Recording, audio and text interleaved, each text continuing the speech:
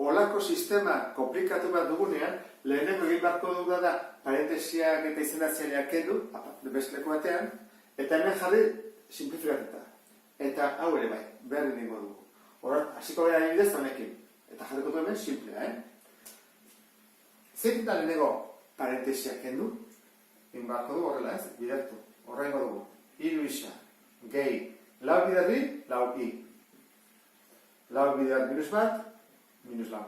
Berdin bederatzi, eta egiten duguna dau, eskuira pasa. Hiru isa, gehi lau i, berdin, bederatzi, gehi lau, amairu. Orduan hau, da hemen jarriko dudana. Hiru isa, gehi lau i, berdin, amairu. Lehenengo aurkitu dugu. Orain, honekin berdin egin bat dugu. Hasiko gara pausoak banan-banan ematen, simplifikatu arte. Eta jarriko dugu hemen simple hori. Hasiko gara. Zein bat dugu lehenengo? Parentesiak kendu edo izendatzaileak. Parentesiak kendu dugu. Hau dugu. Orain, bi bider isa, bi isa. Bi bider minus iru, minus sei. Ken bat, berdin. I, ken iru, zati bi.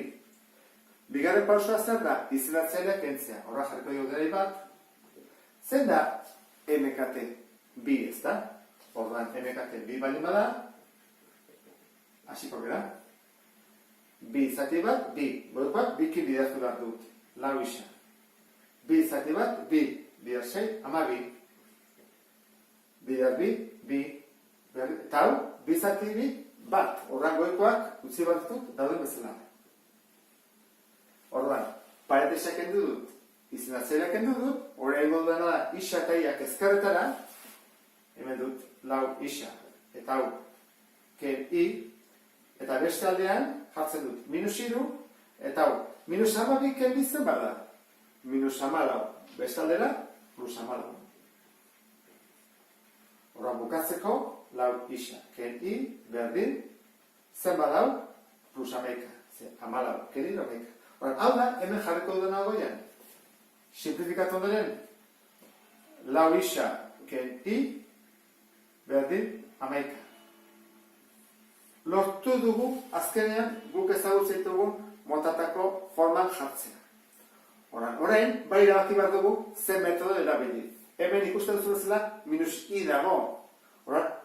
Modul bat izaneteke, hau isolatzea. Ordezkatzen metodo erabiltzeko. Beste aukera bat da, hau bider lau egitea, dena, eta laburtzen metoda erabiltzea. Nekingo dudana izango da, hau isolatutak. Horran, berekin dagoena bestalda pasatuko dut. Horran, izango izateke, minus i berdin, amaika, ken, lau isa. Eta ez dut bukatu lehendik. Minus da, horran, plus jarri bat dut. Horran, minus hau, honek aldatzitu beste guztiak. I berdin, horra da minus eta da plus. Lehenengo kopiatuko dut plus delako.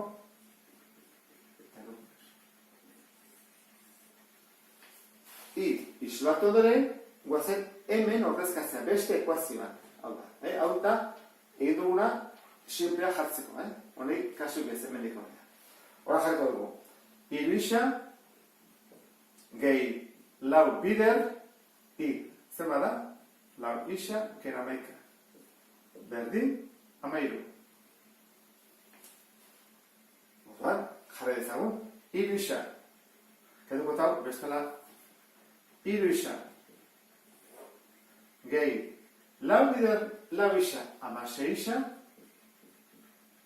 Ken, lau bider, amaika. Minus berrogeita lau. Berdin, amairu. Orduan, isa dira, hau, eta hau. Hiru. Gehi amasei, emeretzi isa, berdin, eta hemen dugu amairu, gehi berrogeita lau. Dirudi ez dira zenbaki oso ateatzen, ez da? Oso zenbaki arradoak dira, eakatzen osoa. Amairu, gehi berrogeita lau, berrogeita mazazpi. Berrogeita mazazpi, zati emeretzi, ze bidertzarena bestaldea zatitze, zenbat dira? Bai bizut ez da, iruna ez? Berrogeita mazazpi, zati emeretzi, iruna, behatzi bider hiru, hogeita zazpi, bi bururako, Hiru bider bat, hiru, eta bi, bost. Hiru. Ondo da, aurkitu dugu isa. Oan, iaren bila joan behar dugu. Saltza guzti honetan, aurkitu bat da, i hori nun dagoen, ez da? Aurkitu ez da? Horratik indut. Isolatzen dudanean zerbait, aurkitu bat esatzen jakiteko nahi joan behar dudan bila. Horran, isa horra joango da, iaren bila.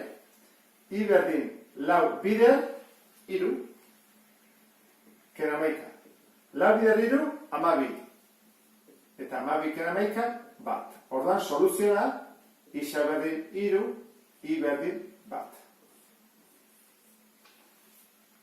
Eta horrekin bukatzen dugu ariketa zaila. Beste bat arte, agur.